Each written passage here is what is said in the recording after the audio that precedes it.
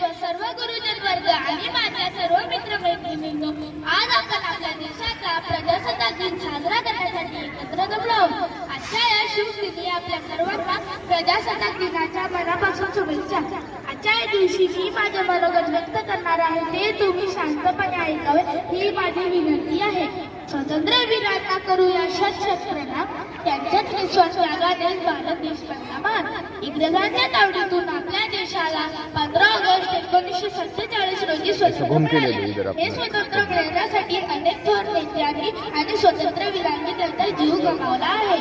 त्यानंतर 26 जानेवारी 1950 रोजी भारताचे संविधान अंमलात आले. तेव्हापासून आपल्या देशाला पूर्ण स्वातंत्र्य करण्याचे घोषित करण्यात आले. भारताचे संविधान हे संविधान समितीने 26 नोव्हेंबर 1949 रोजी स्वीकारले गेले व 26 जानेवारी 1950 रोजी पासून भारताचे संविधान अंमलात आले.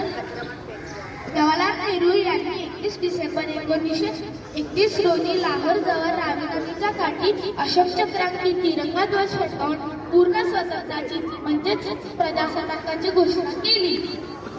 म्हणून 26 जानेवारी हा दिवस दरवर्षी राज्यघटना अंमलात आणण्यासाठी निवडण्यात आला होता. दरवर्षी भारताच्या राजधानीत म्हणजेच नवी दिल्ली येथे एक मोठे संचलन आयोजित केले जाते. हे संचलन रायसीना हिल पासून राष्ट्रपती भवनापर्यंत राजपथ मार्गाद्वारे जाते.